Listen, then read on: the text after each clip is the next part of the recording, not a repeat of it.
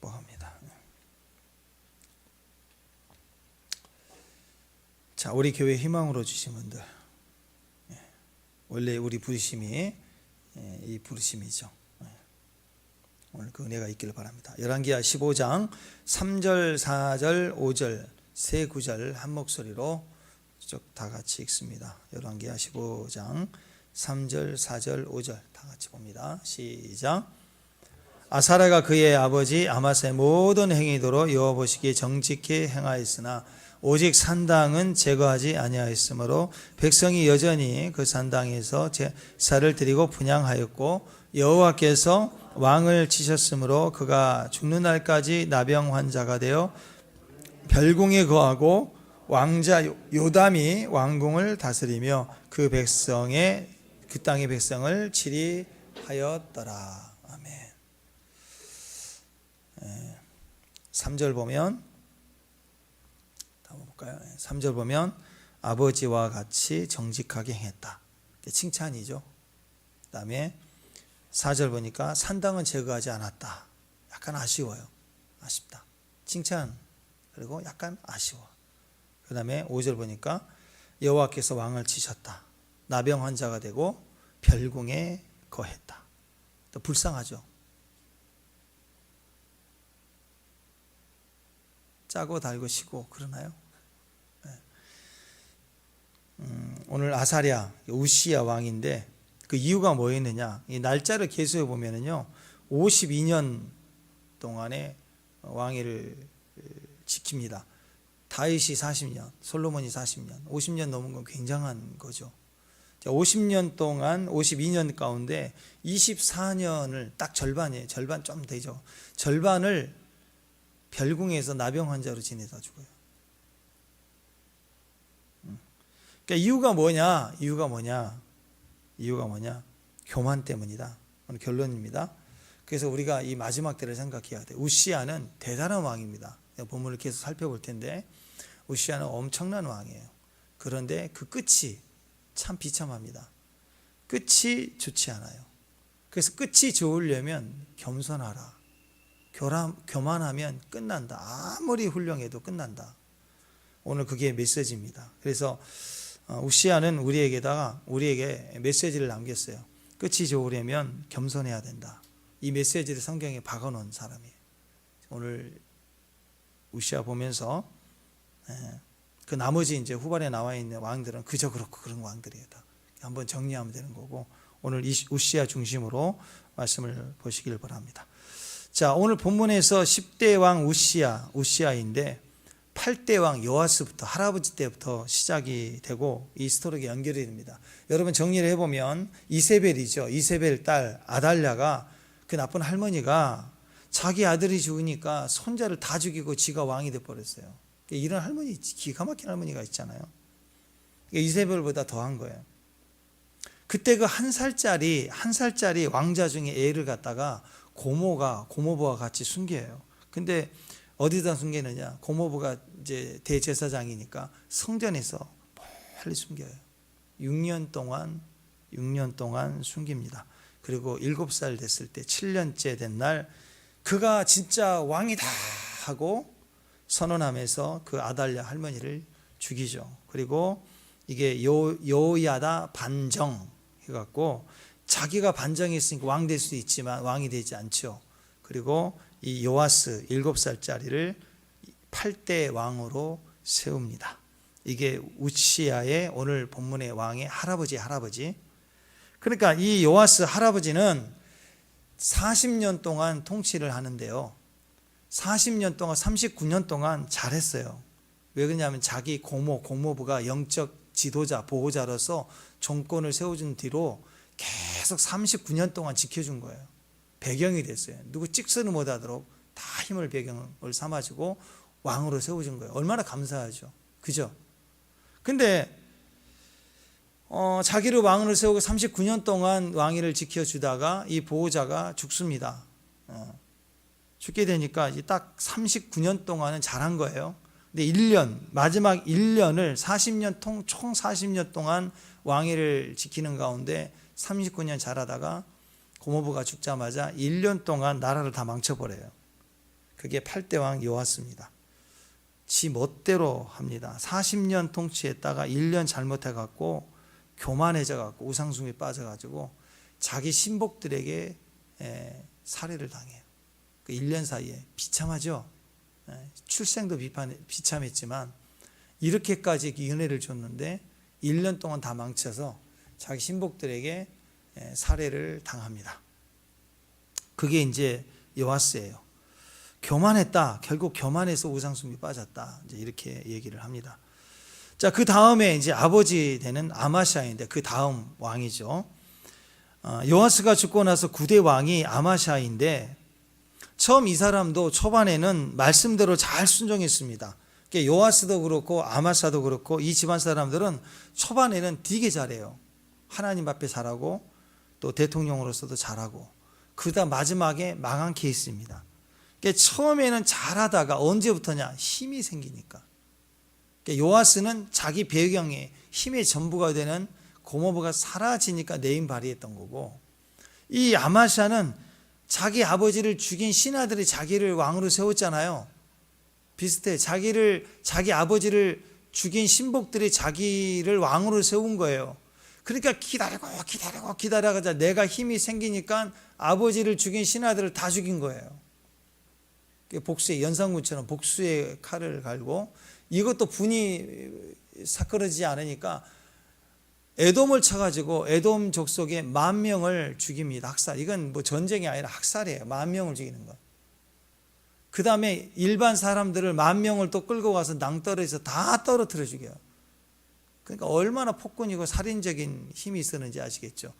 여기서 이 힘을 기르니까 너무 혈기가 왕성해갖고 이제 북이스라엘 너 나와 한판 붙자 하고 전쟁을 시도했다가 거기서 박살이 나죠. 박살이 나서 전쟁이 지고 포로가 되고 재산 다 뺏기고 예루살렘 성벽 다 무너뜨리고 비참해집니다. 또 말로는 그렇게 비참해지니까 신하들이 신복들이 또 죽여요. 그러니까 할아버지도 죽었고 아버지도 죽였고 그리고 왕이 된 사람이 우시야예요. 그러니까 남유다하고 북이스라엘은 좀 달라요. 북이스라엘은 정권 잡고 쿠데타를 일으키면 지가 왕이 계속 바뀌었는데 남유다는 비록 왕을 암살해도 그 아들을 왕으로 세워요. 정통성을 좀 이어지도록 하나님이 하셨다라는 것입니다. 자, 이렇게 이 할아버지도 암살당하고 아버지도 암살당하고 그리고 자기가 세워진 왕이 바로 우시야예요. 아사랴라는 사람입니다. 오늘 1절부터 7절까지는 아사랴라고 되어 있고 13절 이후부터는 우시야라고 이름을 명하여 좀 다른 것 같지만 같아요. 아사랴는 본명이고 우시야는 왕명입니다. 왕명. 그래서 이제 다른 성경 우시야 때 이사야서에도 우시야 나오면 이 아사랴구나 이렇게 생각하시면 됩니다. 16살에 왕이 돼가고 52년 동안이에요. 52년 동안 오랫동안 통치했어. 52년 동안 대단하게 통치한 거죠, 왕이. 그죠?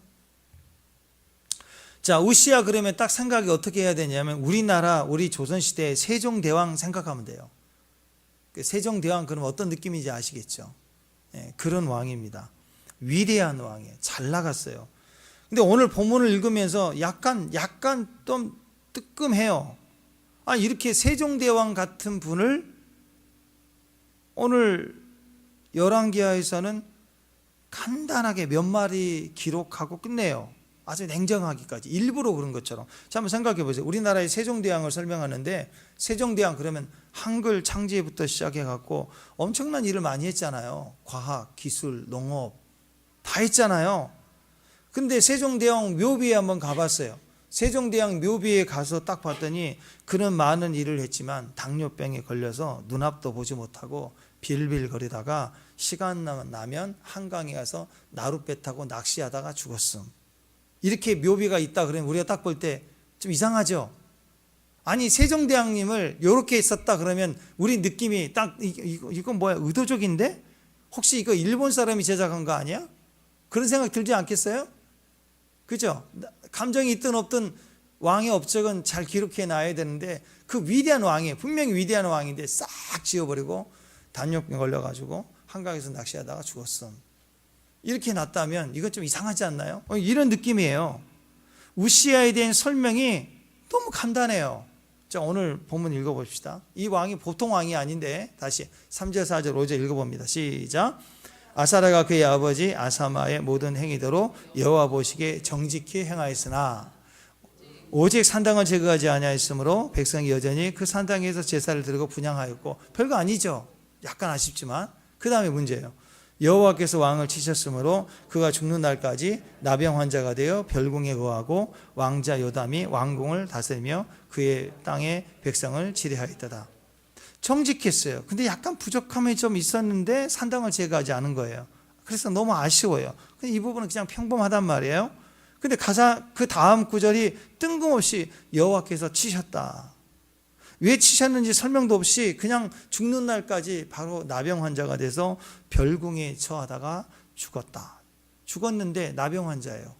나병 환자, 왕이지만 나병 환자로 죽었다, 부정하다 그래갖고 왕의 묘실도 못 들어가고 왕의 묘실 곁에다 묻어요. 비참하죠. 세종대왕인데 업적으로 보면 52년 동안 통치하는 왕이에요. 근데 이 병영구절인 역대하 26장에 보면 이 부분이 좀 자세하게 나와 있어요. 역대하 26장에 보면 여기 보면 아주 냉정하게 아주 자세하게 설명을 해놨습니다. 역대기는요, 이 열왕기하고 좀 달라요. 역대기는 같은 이야기가 반복되는 것 같아도 역대기는 남유다를 정통으로 여기고 썼어요. 그렇기 때문에 세종대왕 같은 그런 업적이 있는 것을 남유다 관점에서 쭉 이렇게 기록을 해놨습니다. 그래서 거기로 보니까 왜 그랬는지가 나와요. 역대하 26장 5절 한번 보십시다. 시작. 하나님이 묵시를 밝히 하는 스가랴가 하나님이 형통하게 하셨더라. 자, 그 당시 선지자가 이제 스가랴 선지자예요. 스가랴 선지자인데 우시야 왕하고 같이 파트너가 돼서 영적인 책임과 또 하나님 음성의 통로가 됐던, 하나님 음성을 들려주는 스피커가 이 스가랴 선지자인데, 선지자의 말을 잘 듣고 하나님의 말씀을 듣고 찾을 때는 형통했다 이렇게 표현을 해요. 그러니까 느낌이 좀 나죠, 어떻게 망하는지. 그리고 26장 지금 5절 얘기고 7절에 보면 또 이렇게 나옵니다. 7절. 자, 시작. 하나님의 그를 도우사 블레셋 사람과 구르바일 고자는 아라비아 사람들과 마온 사람들을 치게 하였다. 그러니까 하나님이 도우시니까 어떤 일이 일어났느냐, 하나님이 우시야를 도우니까 그 블레셋도 물리치고 아라비아 사람도 물리치고 남쪽 남방의 영토를 다 차지해요. 그게 땅이 굉장히 넓혀진 거예요. 그러니까 어디까지 갔냐면 8절에 보니까 애굽하고 국경선이 맞닿는 데까지 가요. 그 나라가 얼마나 확장되는지 아시겠어요? 8절 한번 보십시다. 시작. 아몬 사람들이 우시야에게 조공을 바치며 우시야가 매우 강성하여 그 이름이 애굽 변방까지 퍼졌더라. 자, 아몬 사람들이 드디어 조공을 바칠 만큼 강력해졌고 우시야가 너무 강력해지니까 그 이름이 애굽 변방까지, 애굽 그 국경까지 갔어요. 이름이 갔다는 것은 통치가 됐다는 거예요. 하나님 우시야를 굉장히 강성하게 했어요. 강하게 하셨어요. 하나님 음성을 잘 들었어요. 선지자의 말을 잘 들었어요. 영적으로 문제가 없었다 이거죠. 그리고 하나님 복을 주시니까 군사적으로도 그 주변의 땅들을 다 정복하고 땅이 확장이 됐어요. 애굽 변방까지 퍼졌다. 세종대왕이 그랬잖아요. 세종대왕이 북방 영토를 개척하자 그래요. 공격적으로 개척하자. 또 거기에 또 이렇게 방어하자. 그래갖고 여러분 잘 아시잖아요. 사군 육진을 이렇게 펼쳤잖아요. 또 남방으로는 대마도 정벌했어요. 세종대왕 때. 또 우시야가 10절에 가면은요, 농업 기술을 또 개발합니다.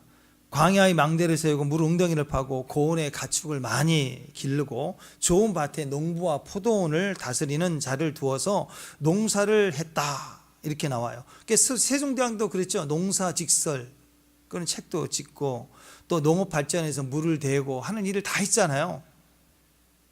그러니까 비슷해요. 우리나라의 세종대왕 생각하면 딱 맞아요. 세종대왕이 우리 그 한글을 창제했잖아요. 이 우시야는 한글을 창제하지는 않았지만 그들에게 한글은 뭐예요? 하나님 말씀이죠. 하나님 말씀 첫 번째 원칙을 잘 지켰다고요.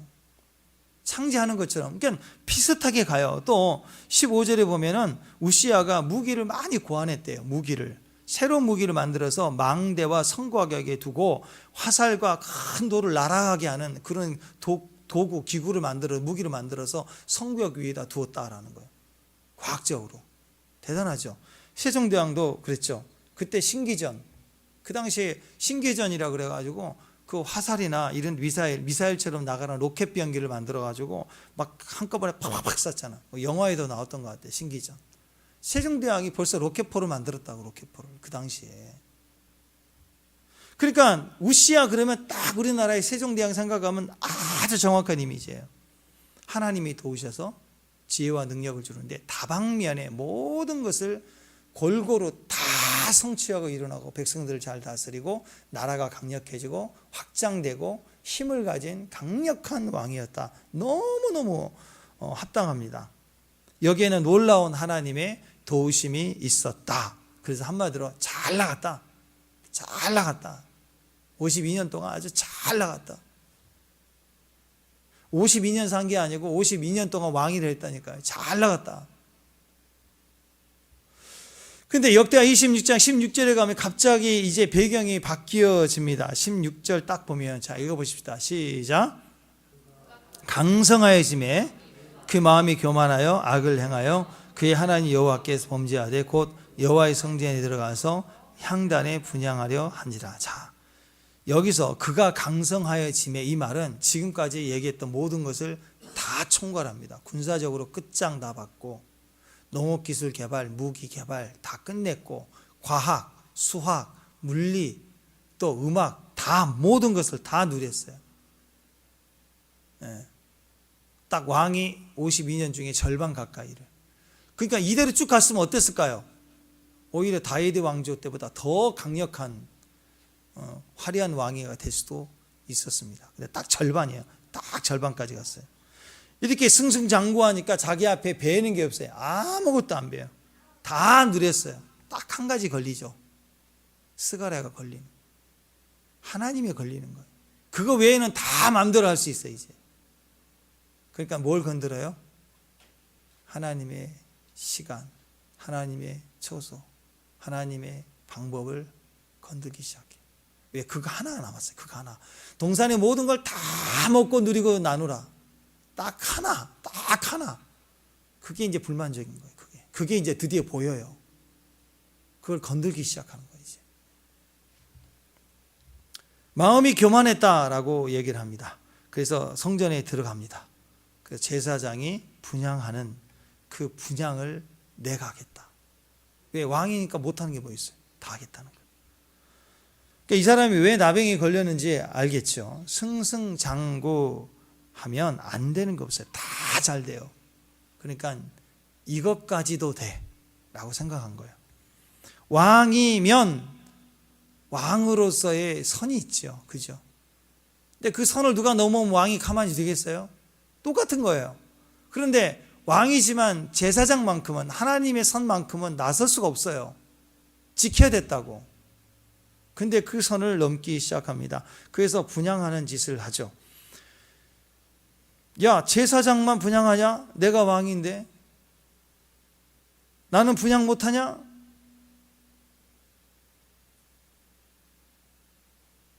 그래서 내가 분향하겠다 하고 분향단 앞으로 갑니다. 그러니까 제사장이 기겁을 한 거예요. 제사장이 놀란 거예요. 그렇게 하시면 안 됩니다. 무슨 짓입니까? 왕이요, 왕은 분향 못합니다. 그랬더니 성경에 보면 이렇게 19절에 보면 이렇게 나온다. 왕의 화를 버럭 냈다. 자, 19절 한번 보십시다. 역대하 25장 19절 시작. 우시야가 손으로 향로를 붙잡고 분향하려 하다가 화를 내니 그 제사장이 화를 낼 때 여호와의 전 향단 곁 제사장들 앞에서 그 이마에 나병이 생기니라. 자, 우시야가 분향하려고 향로를 잡았어요. 그러니까 제사장이 안 됩니다 하고 그걸 뺏으려고 왔겠죠. 뺏으려고 하니까 확 잡으면서 안 나? 안 나? 안 나? 안 나? 제사장 큰일 났어요. 이거 놓으면 하나님께 죽고 안 놓으면 왕에게 죽을 판이에요 지금. 왕이 안 나? 우시. 그래서 우시 왕이요. 안 나? 근데 안 노는 거예요. 안 노니까 화를 버럭 냈어요. 성경 이렇게 얘기하죠. 다시 보시면 그가 제사장에게 화를 낼 때, 그죠? 그가 제사장에게 화를 낼 때,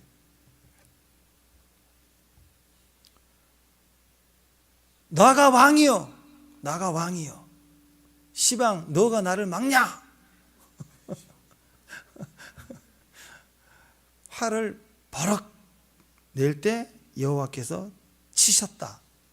그래서 오늘 열왕기의 말씀에는 치시니 그랬죠. 이게 여호와께서 치신 거예요. 여호와를 치시면요 즉각적인 겁니다. 즉각 문둥병이 생겨요. 그러니까 제사장이 화를 낼 때 이마에 나병이 생깁니다. 왜 이마? 교만하니까. 부정하면 손에서부터. 구약에서 나병은 하나님의 부정에 대한 심판이죠. 교만하니까 머리에서 나병이 시작이 됩니다. 그래서 그냥 제사장 그다음부터는 나병이다! 그분 할 말이 없어요. 부정하다. 내쫓아라. 왕인데 내쫓아요. 별궁에 가라. 나오지 마라. 안 나요. 별궁에 구요. 보통 사람 같으면 성 밖으로 쫓아냈겠죠. 왕이니까 별궁에 구요. 그 위대한 왕이 나병이 생깁니다. 쫓겨나요. 20절, 21절 한번 보십시다. 자, 시작. 대제사장 아사랴 모든 제사장의 왕이 이마에 나병이 생겼음을 보고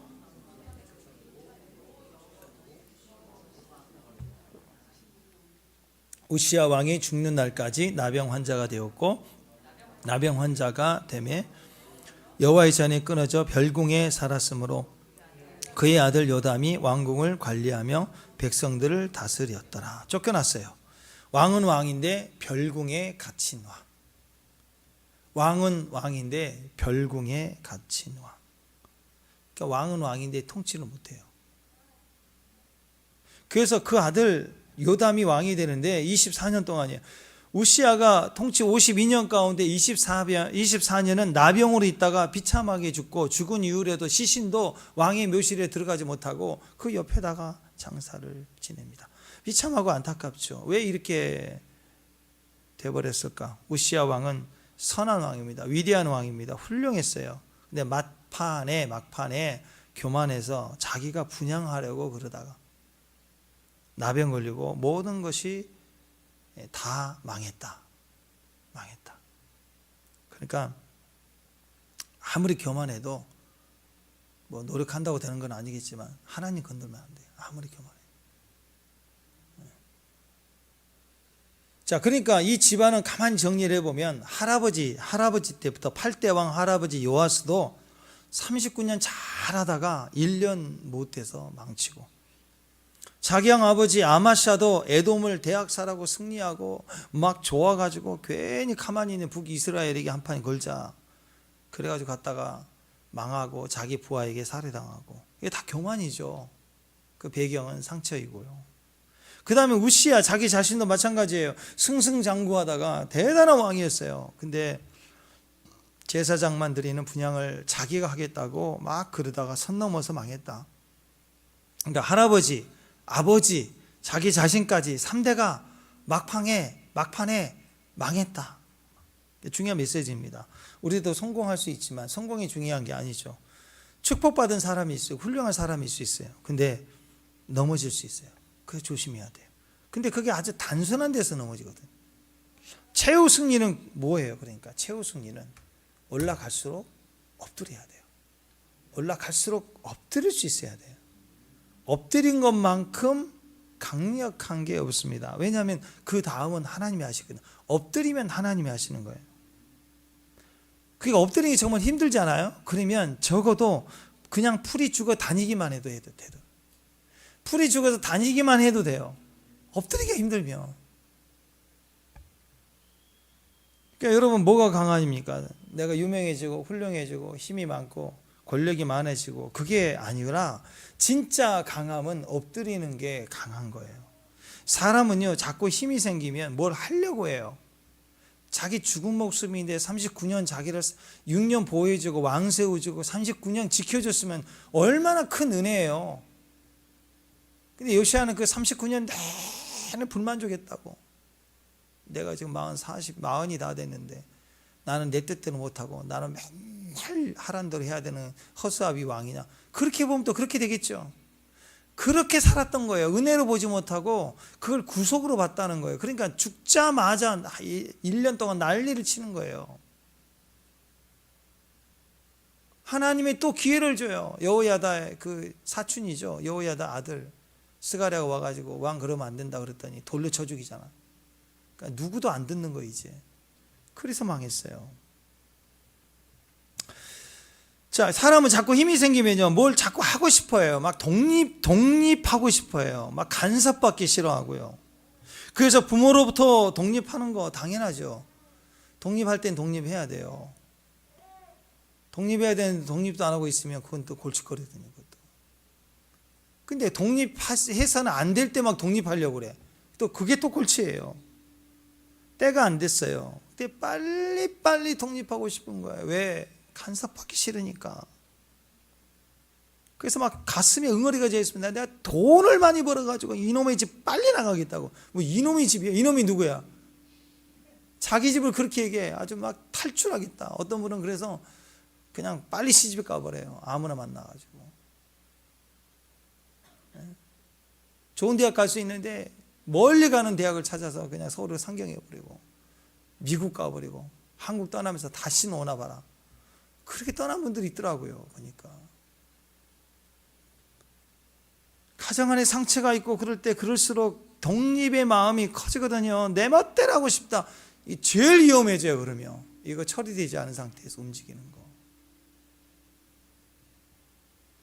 우시아도 그랬죠. 약간은 그 제사장 그룹과 신하들에 눌린 집안이죠. 왜? 제사장 집안이 나를 지켜줬으니까. 감사하지만 나쁘게 보면 자꾸 구속받잖아요. 그 태산처럼 큰 여호야다가 앞에 있으니, 고모부가 있으니 영적 아버지로 멘토로 다 해줬지만, 감사하지만 한편으로는 불만족이 되면, 그 불만족하다는 생각을 가지고 있으면 눌린다고. 자기 힘이 아니라 제사장 여호야다 반정으로 할아버지 요아스가 극적으로 왕이 되었잖아요. 그러니까 39년 동안은 눈치 보고 조용히 있지만 죽고 나니까 내 마음대로 하겠다 하다가 신하들에게 살해당한다니까. 신하들에게. 이게 인생이 그렇다라는 거예요. 그 아버지 아마샤도 마찬가지고요. 그러니까 트라우마가 있겠죠. 할아버지 요아스도 살해당하고 아버지 아마샤도 살해당하고 나도 살해당할 수도 있겠다.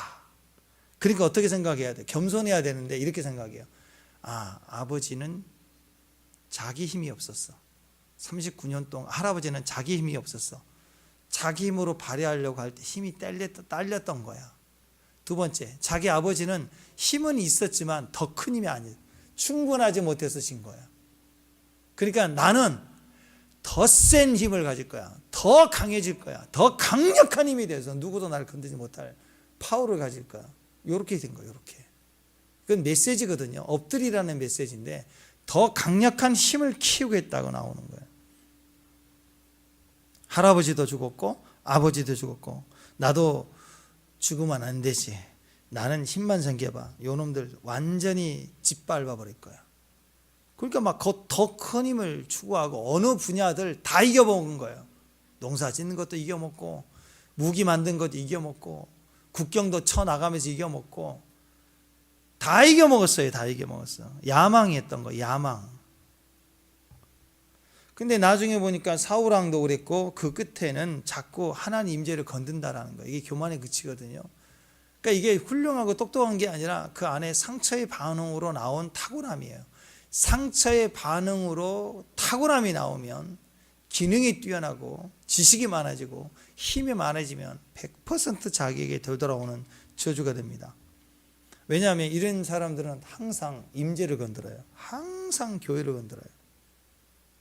사람이 힘이 생기면 어떻게든 자기 안에 눌려 있었던 것을 막 드러내기 시작해요. 힘이 생기면 드러나요. 자기 속에 뭐 이렇게 가득 채 있는 게 있다면 완장 하나 딱 채워지면 그때부터 막 욕심, 분노 이게 막 표출되기 시작합니다. 사람이 완전히 달라져요. 돈이 그런 게 아니라고, 힘이 그런 게 아니라고, 원래 감춰주고 눌렀던 것이 힘을 통해서 표현이 되기 시작하는 거예요. 그때부터 사람 이상해지기 시작하는 거죠. 그러니까 힘 없을 때, 그때가 제일 인생이 평안할 때예요. 잘 들으세요. 힘 없을 때가 여러분 인생이 제일 편안할 때라고. 힘이 없을 때, 그러니까 힘 키우려고 하지 말고 오히려 하나님 앞에 나아가서 힘 없을 때 느껴지고 당하는 억울함들이 있으면 그거 깨끗하게 하면 돼요. 그거 깨끗하게. 그것만 되어지면 주님이 힘이 되신다고, 하나님이. 요셉과 같이 하나님 앞에 온전히 자기 자신을 죽이는 그런 모습이 되어졌을 때 하나님 그때부터 쓰시는 거예요. 하나님 쓰시는 게 좋죠. 내가 설치는 것보다, 내가 뛰는 것보다 하나님이 뛰어주셔야 쉽다니까요. 저번에 제가 말씀드렸죠. 파리가 110km 날아가는 거 보시나요? 파리가 110km 날아가더라고요. 110km. 자기 힘으로는 못 날아요. 근데 호르산에 갔다가 오면서 고속도로에서 운전하고 오는데 뒷좌석에서 앞좌석으로 파리가 날라오더라고. 웬 파리가 들어왔나 봤더니 그때 한 105km 달렸고 정도, 100km 넘어 달렸거든요. 얘가 몇 킬로 좀 빠른 거야. 근데 얘는 알아요? 몰라요. 자기는 자기 페이스대로 날아가는 것 뿐이에요. 뒷좌석에서 앞좌석으로, 정지된 차에서나 달리는 차에서나 똑같아요. 근데 얘는 순식간 지금 서울을 향하여 앉아서 날아가고 있는 거예요. 몰라요. 내가 뛰면요 비슷해요. 어느 날 하나님 나를 툭 세팅해서 나를 옮겨시 주신다고. 진짜 힘은 뭐예요? 그러니까 독립하는 게 힘이 아닙니다. 진짜 힘은 하나님을 의지하는 거예요. 엎드리는 거. 우리 교회도 돈을 많이 버는 분이 생길 것 같아요. 축복합니다. 아멘을 안 하시네. 자, 근데 돈을 많이 벌기 시작하는데 갑자기 바빠지니까 예배에 잘 안 나오고, 그러면 일이 바빠서 그렇대요. 이해는 되죠. 머리는 이해가 되는데 불안합니다. 왜? 나병 걸릴 것 같아요. 예배 건들면 나병 걸려요. 제가 저주하는 게 아니라 시스템이 그렇게 가게 돼 있어요. 꼭 나병이 병이 아니라도 별궁 거하게. 돈은 벌었는데 별궁에 거한다니까. 사람이 권력이 생겼어요. 잘 나가요. 근데 해왔던 새벽이 빠지고 또 기도회가 빠지고 큐티가 빠지고, 근데 소식이 들려오죠. 그분 이제 좀 잘 나간다고. 그러면 딱 생각 드는 게, 우시야 되는구나. 틀림없어요. 그러면 틀림없다고. 다른 걸 떠나서 하나님 건들면 안 돼요. 에브라함 링컨 전쟁 중에도 대통령의 기도 시간, 수건만 걸리면 기도 시간, 아무도 보고하지 못하게 하자. 조지 워싱턴, 미국 초대 독립운동할 때 그 돕겠다고 오는 각국의 수상들이 조지 워싱턴 딱 보면 알아봤다고 하잖아요. 처음 보는데 누가 조지 워싱턴입니까? 그냥 들어가 보면 알아요. 딱 회의장에 가면 처음부터 끝까지 엎드려서 빌빌대고 기도하고 울고 있는 사람은 조지 워싱턴. 그냥 보면 안 돼요. 다 안 돼요. 가서 알았다는 거예요. 정치인들이 그랬어요. 김화중 대사, 하나님이 대사 보셨죠? 외교하면서 거기 막 정상회담할 때 기도, 그 앞에서 무릎 꿇고 앉아서 기도하고 회담하고. 그러니까 하나님 그걸 막 쓰시는 거예요. 정치 여력에서도 쓰신다고. 좀 됐다고 기도 빼먹고 품위가 있지, 빠지고 우시야 되는 거예요. 진짜 힘은 하나님을 신뢰하는 거예요. 진짜 힘은 내 손에 뭔가를 쥐는 게 아니고 하나님 앞에 엎드리는 것이 진짜 힘입니다. 그래서 잘 나갈 때 조심해야 돼요. 고린도전서 10장 12절에 이렇게 얘기합니다. 읽습니다. 시작. 그런 줄 선줄로 생각하는 자는, 예수님이 그랬잖아요. 시험이 들지 않게 기도하라. 성공하고 승리하고 난 다음에 우시아처럼 이렇게 망가지지 말고, 그러려면 마지막 때가 중요해요. 시작이 중요한 게 아니라 마지막이 중요하죠. 그때는 어떻게 해야 되느냐? 성공할수록 엎드려야 된다고. 벼는 익을수록 고개를 숙이게 되잖아요. 깨어 기도해야 된다고. 이 힘이, 이 과정이, 이 결과가 나로부터 시작된 게 아니기 때문에 마지막 때가 될수록 더 엎드리라 라는 거예요. 엎드리라. 하나님이 하신 일을 내가 건드려버리고 내가 취해버리면 나병 걸린다고. 육신적인 병원은 아닐지라도 결국 얻는 건 손에 쥐어도요, 별 공부한다고, 갇힌다고, 힘 한번 쓰지 못한다고.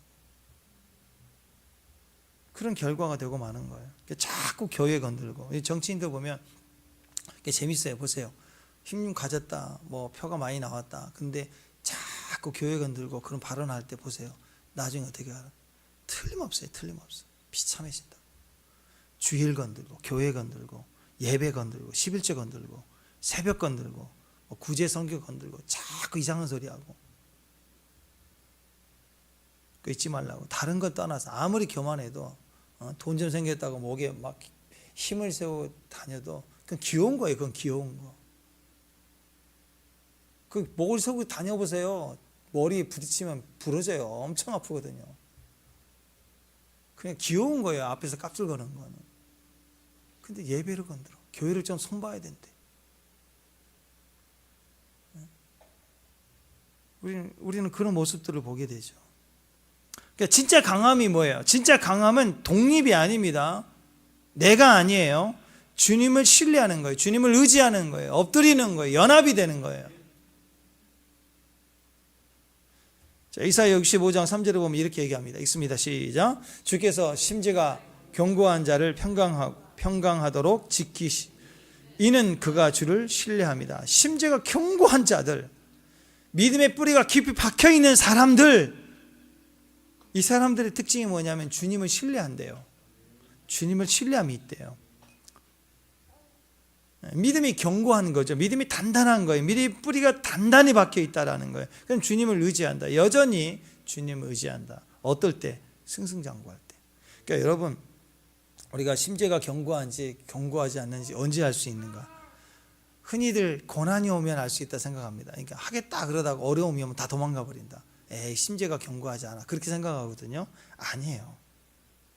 언제 정확하게 견고한지 견고하지 않는지를 알 수 있는가? 그게 정확하게 드러나는가? 축복이 올 때입니다. 어려운 일이 생길 때 도망간 사람들도 있어요. 근데 어려운 일이 생길 때 의인들은 더 엎드립니다. 의인들은 어떤 사람들이죠? 하나님 믿는 사람들. 하나님 믿는 사람들은 여러분 어려움 생기면 여러분 하나님 더 의지하게 돼 있어요.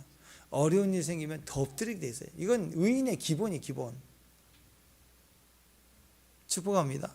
의인들에게 있어서는 어려울수록 11조, 어려울수록 주일, 어려울수록 큐티, 잠 못 잘 때일수록 새벽, 이게 의인들에게는 어려운 거 아니에요. 진짜 어렵지 않아서 그렇지 진짜 어려워지면 새벽에도 기어 온다니까. 정말 답이 없을 때는 앞이 안 보여요. 주님밖에 안 보인다고. 막 달려와서 엎드리고 기도한다고. 근데 문제는 너무 잘 나갔을 때, 내 인생의 봄날이 됐을 때, 꽃길을 막 걸을 때, 그때 심지가 견고하지 않는 사람들은 룰루랄라 해버립니다. 그때 내 인생은 나의 것, 내 힘을 발휘하리라. 자기 뜻대로 막 나가버리는 거예요. 어려울 때는 다 나와요. 순종하고 철학기도 하고. 조그만 축복이라도 오기 시작하면 그냥 우시아가 많아져요. 우리 안에 우시아가 되게 많아요. 생각보다. 우시아라는 이름 자체가 여호와는 나의 힘이거든요.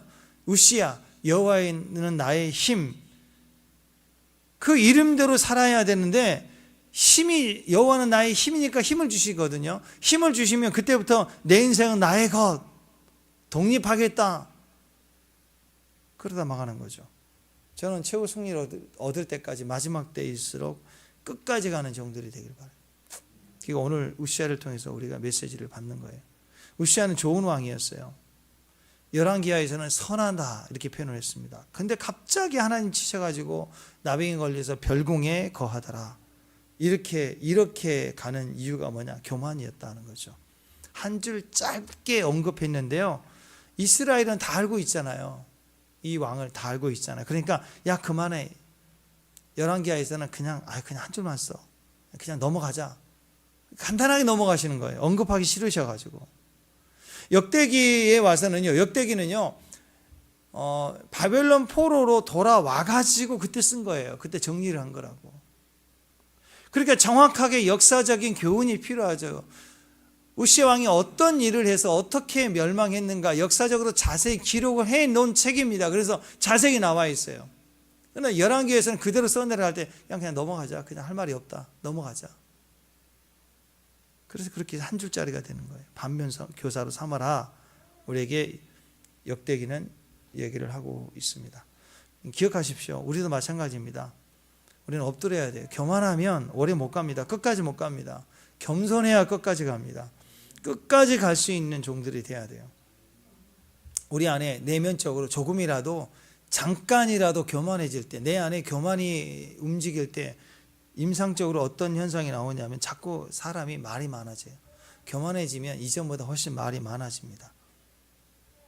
겸손할 때는 오히려 묵상하고 기도하고 말수가 적어집니다. 내가 말할 게 많다, 내 의견이 많다라고 하는 건 자아가 강한 거죠. 내가 강하기 시작해졌다는 거. 또 하나, 교만해지면 교만한 사람들은 분위기를 자꾸 이렇게 장악하려고 해요. 분위기의 중심이 자기여야 돼요. 그래서 자기 말만 해요. 남을 살피지 않아요. 진짜 교만은요, 얘기를 자기가 막 해갖고 뭔가를 주도하려고 해요. 의도하려고 한다고.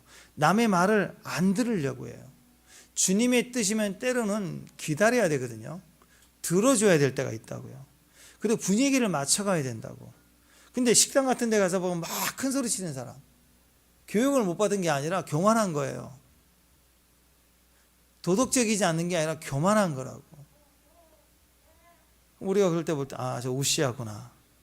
이런 사람들은 무슨 말만 하면 좀 조용히 하시죠. 그러면 우시 이런다고. 우시. 그 우시아예요. 우시아. 또 이런 사람들 자기에 대해서 요만큼이라도 비난하는 부정적인 말을 하면 견디지를 못해요. 누가 디스라도 하면 막 분노가 올라옵니다. 교만하다는 증거예요. 겸손해야 됩니다. 겸손하면 남들이 조금 불편한 얘기를 할 때 그래요. 너무 감사한 거예요. 왜냐하면 저분이 나한테 불편한 얘기를 하는 게 너무 감사한 거예요. 왜냐하면 저분이 나를 잘 모르니까 한 가지만 얘기하는데 사실은 나는 10가지 중에 저분이 한 가지를 얘기하는데 9가지가 굉장히 못 듣는데 한 가지만 얘기해 주니까 너무 감사한 거예요. 그게 겸손이에요. 자기가 자기를 알거든요, 다. 근데 한 가지만 얘기하네. 너무 감사해.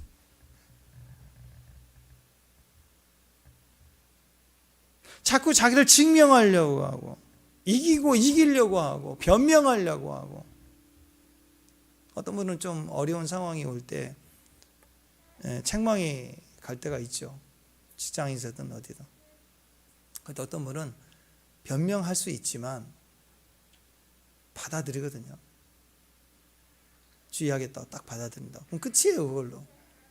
근데 굳이 막 따지고 이건 이렇고 저건 저렇고 막 그러면 불편해지죠. 그렇다고요. 그게 교만이에요. 자꾸 자기를 증명하려고 하지 말고 이겨내려고 하지 말고 나타내려고 하려고 하지 말고 나를 막 이렇게 좋은 이미지를 만들어 주려고 하지 말고 그냥 나는 나예요. 그러니까 교만하면 병 걸려요. 나병 걸린다. 희망이 되지 못하고 지금까지 은혜스러웠던 모든 것들을 다 무너지게 만든다. 별공으로 쫓겨난다. 이렇게 될 수밖에 없습니다. 이사야 6장이 보면 이사야서 6장에 보면 이 얘기 나오거든요. 읽어보십시다. 1장 시작. 우시아 왕이 죽던 해에 내가 본즉 주께서 높이 들린 보좌에 앉으셨는데 굉장한 일이죠. 이사야 선지자가 드디어 하나님 영광을 보는 장면. 근데 그 영광을 보는 시점이 뭐냐면 우시아 왕이 죽던 해에 이렇게 표현하고 있습니다. 우시아가 죽었을 때라는 이야기는요, 이스라엘의 전성기가 이제 끝났구나를 의미해요.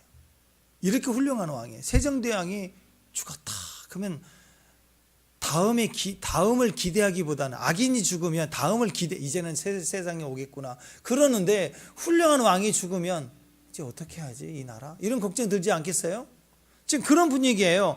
우시야 왕이 어쨌든 죽었지만 그의 모든 업적을 보면 대단했거든요. 별궁에 있었지만, 하나님 앞에 징계를 받았지만, 별궁에 있는 존재였지만 그의 영향력이 곧 그 나라였어요. 이 이사야 선지자는 그걸 너무 잘 아는 거예요. 이스라엘 향해서 기도할 때 이사야 선지자는 그 아버지가 왕의 형제거든요. 그러니까 이사야도 왕족 중에 하나예요. 그런데 나라 일에 대해서 어렸을 때부터 긴장이 있고 민감했지 않았겠어요? 그러니까 우시야가 죽었던 해에, 그러니까 우시야의 아들이 왕이 된 요담이 왕이 됐지만, 주님 어떻게 합니까? 이 나라, 이제 이 나라, 이 백성 어떻게 해야 됩니까? 그런 심령 속에, 절망감 속에 이사야가 하나님 앞에 기도한 거예요. 그렇게 기도하니까 하나님이 영광 중에 나타나서 거룩하다, 거룩하다. 그러니까 그 얘기를 듣고, 주여 나는 부정한 자로 하나님을 뵙습니다. 나는 망합니다. 죽게 됐습니다. 그랬더니 제단 숯불로 지져주면서, 그리고 나서 하나님이 그의 성전 옷자락에 막 이렇게 나오잖아요. 영광을 보여주잖아요. 소망을 준 거예요. 이 나라의 소망은 나다 하고 하나님. 그때 이사야가 어떻게 주의 마음을 듣게 됩니다. 주의 마음이 내가 누구를 보냈고, 그러니까 주여 내가 여기 있으니 나를 보냈어요. 그 사건이 이런 배경에서 오는 거라고. 이 절망과 두려움 속에 이사야가 엎드려 기도할 때 하나님 영광을 보여주면서 하나님 마음과 사명을 받게 되는 시작이 오늘 이 스토리에 이렇게 나오는 거예요. 그러니까 우시야라는 존재가 영적으로 얼마나 비중이 컸던 왕이었는가, 이스라엘의 희망이었는가 우리가 알 수가 있죠. 이렇게 위대했던 인물이 끝까지 이스라엘의 희망이 되지 못했어요. 그 껍질만, 존재만으로도 희망이 됐다면, 그가 중간에 이 과정 없이 계속 달려왔으면 얼마나 이스라엘의 큰 소망과 희망이 됐을까.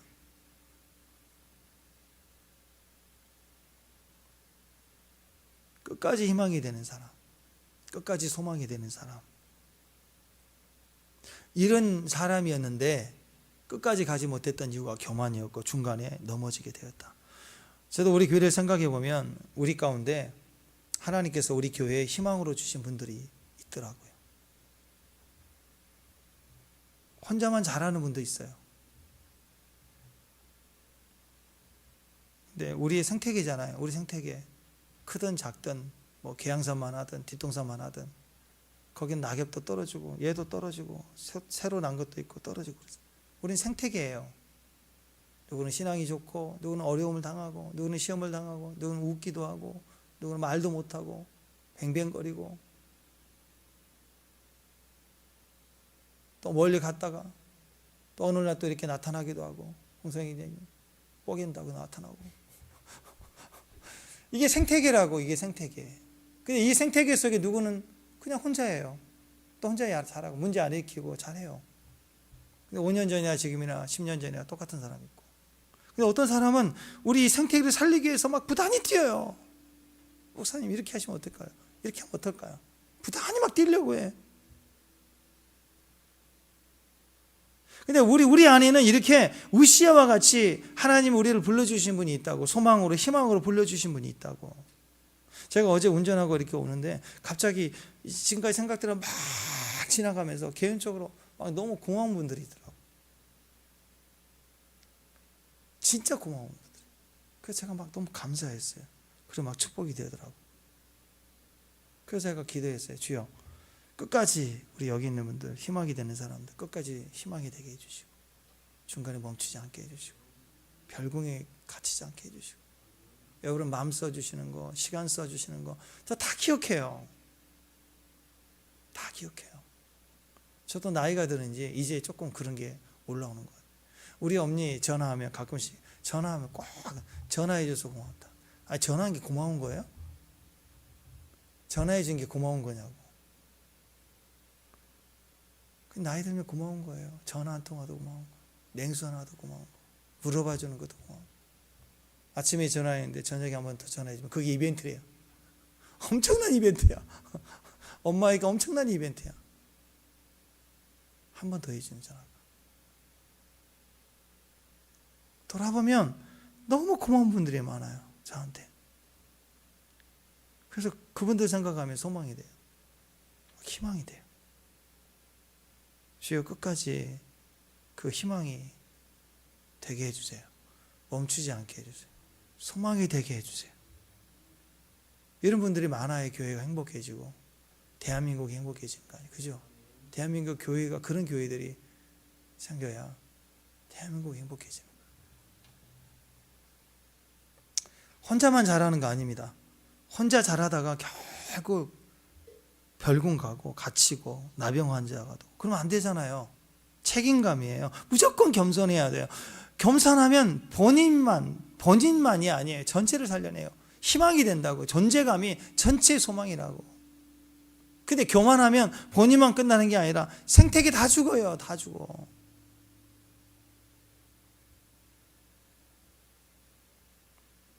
우리 성도들 보면서 제가 볼 때 하나님이 다 불러주신 귀한 종들이거든요. 우리는 그래서 항상 바닥까지 가십시오. 그냥 바닥이 기세요. 그래서 카페트 있잖아요. 세면 바닥이면 기기 어려우니까. 맨날 들어 누워야 돼. 카페트 들어 눕고 머리 세우고 막 다니지 말고 들어 놔요. 집사님이 되면 막 들어 누워야 되고 권사님이 되면 뒹굴어야 돼. 저기서부터까지 뒹굴고 다니셔요. 고개 막 이렇게 들면 안 돼. 한 대 맞아요. 탁. 겸손해야 돼요. 엎드려야 돼요. 교회에서 큰 소리 치면 안 돼요. 왜냐하면 우리가 하나님의 사람들이니까. 그죠? 그래서 바닥이 기는 게 좀 그렇다 그러면 아까 얘기했잖아요. 최소한 풀이 주고 다니는 정도만 해도 돼요. 그래도 연장이 된다니까요. 하나님 낮아지겠습니다. 제가 군대에서 배운 포복으로 기어 다니겠습니다. 겸손하게 하옵소서. 왜? 우리가 그리스도인이니까 나를 깨트립니다. 내가 아닙니다. 그리스도입니다. 오직 예수로만 가겠습니다. 내가 박살이 나되 더 깨지고 가루가 되고. 왜 나를 치는 거야? 내 마음 깨졌어. 그러지 말고 내가 아직 덜 깨져. 가루는 소리가 안 나잖아요. 용각사는 소리 안 나잖아요. 한 번 치면 와장창이고 두 번 치면 깨장짱짱이고 계속 치면 소리 안 나요. 아직 덜 깨져서 소리가 나는 거라고. 그래야 내가 이 마지막 때 사람들은 소리가 안 나야 되잖아요. 마지막 때 사람들은 끝까지 서야 되잖아요. 근데 내가 내 안에는 아직도 처리되지 않은 내 안에 얼룩들이 있는데 이게 내 안에 막 얼룩져서 올라올 때 이때는요 터트릴 때가 아니라 힘을 발휘할 때가 아니라 십자가 바라볼 때예요. 쏟아낼 때예요. 사람들 보고 그놈 눈물 좀 내가 흘리게 하겠다 막 그런 생각 하지 말고 그렇게 해야 해결이 아니라 하나님 앞에 엎드려서 내 눈물 더 흘릴 때 그것이 해결이 되는 거예요. 십자가는 교만이 죽고 새로운 시작이 일어나는 것입니다. 행복한 사람은요 뭘 해도 행복해요. 그러나 행복하지 않는 사람은 이렇게 해줘도 행복하지 않고 저렇게 해줘도 행복하지 않더라고. 왜 이렇게 안 했니? 그래서 저렇게 해줬어요. 그랬더니 왜 또 저렇게 해줬니? 행복하지 않는 사람은 뭘 해줘도 행복하지 않더라고요. 그들은 항상 이렇게 해줘야 행복한데라고 얘기하지만 그렇게 해줘도 행복하지 못해요. 자기가 행복한 사람은 주문이 없어요. 근데 행복하지 않은 사람은 주문이 많아요. 막 자식한테도 이렇게 해야 된다, 저렇게 해야 된다, 뭐 남편한테도 아내가 나한테 이렇게 해줘야 된다. 자꾸 주문이 늘어나고 많아지는 거예요. 왜? 행복하지 않기 때문에. 대한민국이 행복하지 않은 것 같아요. 무슨 일만 일하면 요즘 웬만하면 경찰 부를 일을 막 청와대에다 하고 막 그걸 잘 모르는 것 같아요. 변호사한테 갈 일을 막 무조건 청와대한테 가. 잘 모른가 싶어요. 요구가 많아요. 너무 주문이 많아요. 행복이 안 돼요. 자기가 잘 안 된 사람들은 절대로 다른 사람을 행복하게 해줄 수가 없어요. 이렇게 해줘도 저렇게 해줘도 계속 불행하대요. 행복하지 않대요. 자꾸 요구가 많아진대요. 또 그렇게 해주는데도 뭐 마음에 안 들어. 또 갈등만 많아지겠죠. 상처로 얼룩진 감정과 욕구는 반드시 힘이 생기면 나를 죽입니다. 나를 병들게 해요. 힘이 없는 게 나아요, 차라리. 그러니까 힘이 생길 때쯤 되기 전까지는 내가 이 문제를 십자가로 가서 이 얼룩을 지워야 되는 거예요. 상처가 드러날 때 힘으로 가면 다 망가집니다. 십자가로 가야 돼. 십자가 붙들고 기도해야 돼요. 힘이 왔을 때 힘쓰면 안 돼요. 힘이 왔을 때 힘쓰면 망합니다. 힘이 왔을 때 그 힘을 더 내려놓으려고 해야 돼요. 그래야 형통하는 거예요. 돈에 힘이 와요. 그러면 돈을 써야지. 돈이 생기면 돈을 써야지. 어떤 사람 돈에 힘을 쓰려고 해요. 그러다 망하는 거예요. 아니, 돈이 생기면 돈을 쓰세요. 필요한 거 쓰시고 또 원하는 거 사기도 하고. 근데 돈의 힘을 따라가려고 그래. 돈의 힘을 느끼게 해주려고 그래. 돈의 힘을 보여주려고 그래. 돈의 힘으로 뭔가를 막 굴복시키려고 그래. 아니, 돈을 쓰면 되는데 돈으로 뭔가 힘을 발휘하려고 해요. 누가 나에게 돈이 생겼다고 밥을 사주면 얼마나 감사해요. 너무 고맙죠. 자기는 돈이 생겨서 너무 기쁘다고 뭐 사주겠다고 밥 사주니까 또 고맙잖아요. 근데 밥을 사주는데 그 돈의 힘으로 나를 굴복시키려고 밥을 사줘. 그거 체한다고. 여기서 체한다고. 거기서 망해요. 거기서 망해요. 권력이 왔을 때, 직분이 주어질 때 그 권력을 사용하시면 돼요. 너무 쉽죠? 근데 권력의 힘을 쓰려고 그래요. 권력의 힘. 권력을 쓰는 게 아니라, 경찰은 경찰이 권력의 힘이 있잖아요. 근데 그걸로 권력의 힘을 쓰려고 그래. 그때 계속적인 문제들이 발생이 되고요. 거기에 부패되고 망하는 거예요. 권력의 힘은 항상 자기가 쓰려고 하거든요. 권력을 쓰려고만 하면 권력은 법대로 써야 돼요. 경찰이 되고 검사가 되고 대통령이 되고 권력이 주어질 때는 권력을 쓰면 돼요. 권력을 쓰려면 법대로 하면 되는 거니까. 근데 권력의 힘을 쓰려고 할 때는 이상한 게 조직을 한다고. 이상하게 수를 쓴다고. 그러면서 나도 죽고 너도 죽고 별궁에 구하고 다 그렇게 가는 거예요. 교만하면 권력의 힘을 쓰려고 하지만 겸손하면 권력을 씁니다. 그 권력은 하나님 주신 거고 영원한 내 것이 아닌 걸 알기 때문에. 겸손해야 그래서 권력을 쓸 수 있고 겸손해야 끝까지 갑니다. 교만하면 무너집니다. 권력의 힘을 쓸 때 결국 왕은 왕인데 별궁에 갇히는 왕. 그렇게 맞춰요.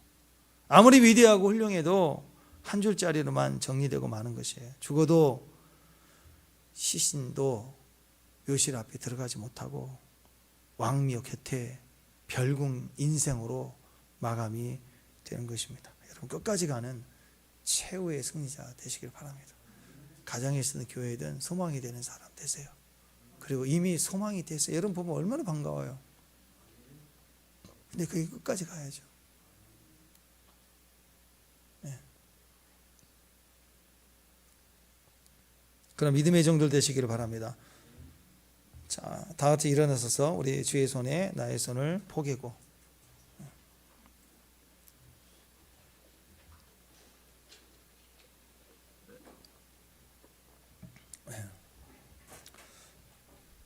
하나님 임재가 있을 때 그 임재 안에 들어가는 것입니다. 주님의 임재 앞에 주의 손에 내 손을, 주의 마음에 내 마음을 이렇게 포개는 거, 겹치는 거, 그게 겸손이죠. 독립하지 마시고 연합하십시오. 축복합니다.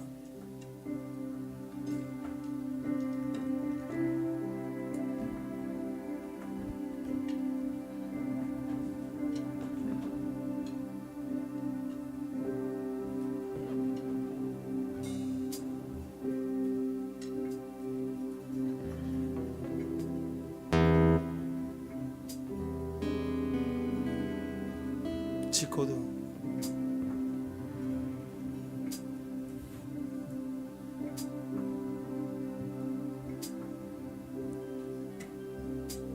지코드죠. 지코드.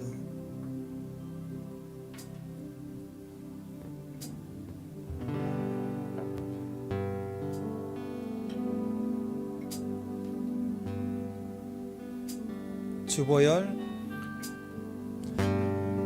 주 보혈 날 정결케 하고 주 보혈 날 자유케 하니 주 앞에 나 예배하느니 시간 나의 모든 것을 주께 드리네 주의 손 날 위에 지키셨고 주의 발 날 위에 맡기셨으니 이제는 내가 사는 것이 아니요 오직 주를 위해 사는 것이라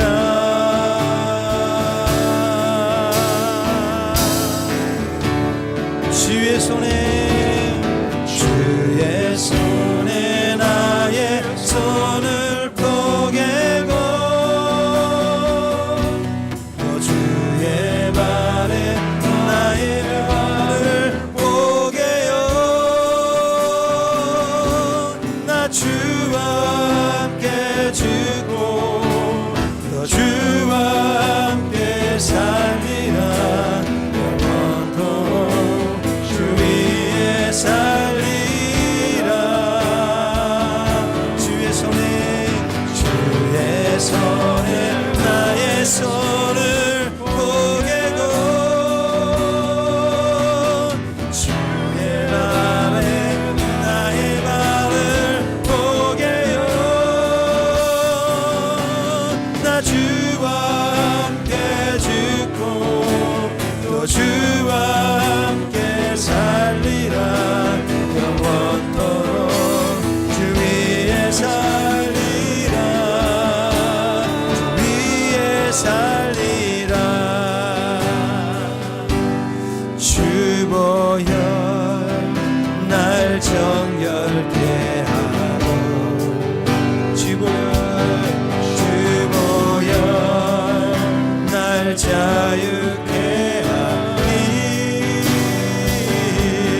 주 앞에 나 예배하느니 시간 내 모든 것을 주께 드리네 주의 손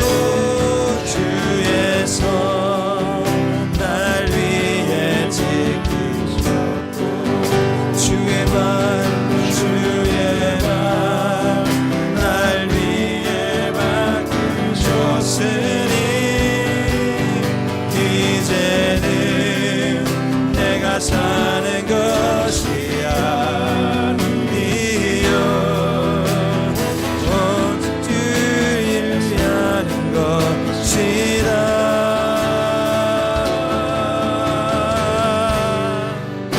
주의 손에 나의 손을 주의 손에 나의 손을 포개고 주의 발에 나의 발을 포개요 나 주와 함께 죽고 또 주와 함께 살리라 영원토록 주 위에 살리라 주의 손에 나의 손을 포개고 주의 발에 나의 발을 포개요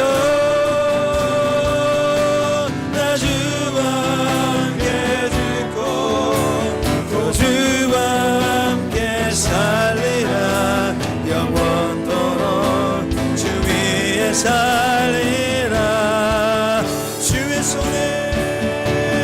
주의 손에 나의 손을 포개고 또 주의 발에 나의 발을 포개요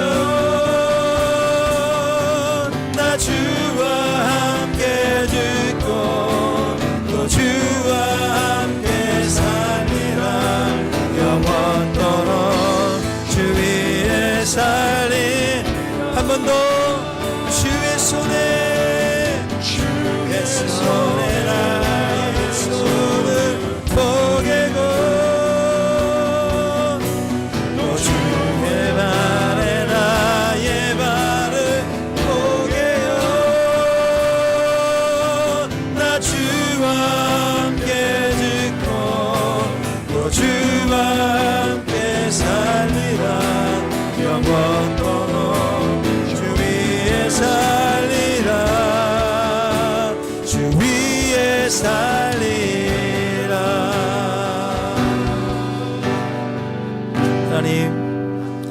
하나님으로부터 영원한 하늘의 안식과 축복을 약속받은 귀한 존재로 서기를 원합니다. 우리의 부르심의 그 끝날까지 항상 소망의 자리에 서기를 원합니다. 믿음으로 겸손케 하옵소서. 우리의 교만이 우리 안에서 얼룩짐으로 이제는 다 처리되고 하나님의 것이 지워지기를 원합니다. 오직 착하고 충성된 종으로 끝까지 가기를 원하오니 하나님, 우리의 상처도 얼룩진 감정도 우리의 욕구에도 힘쓰지 않겠습니다. 하나님, 우리 십자가로 가오니 우리 마음을 치료하여 주옵소서. 사랑과의 약속도 하나님과의 약속도 겸손하겠습니다. 끝까지 겸손으로 주의 일 마치는 귀한 종들 되게 하옵소서. 이제는 우리 주 예수 그리스도의 은혜와 하나님 아버지의 사랑하심과 성령님의 임재와 기름 부으심이 오늘 함께 예배하는 우리 기쁨의 교회 머리 위에, 가정 위에, 기업 위에, 특별히 우리 자녀들 세대 위에 이제부터 영원토록 함께 계실지어다. 아멘.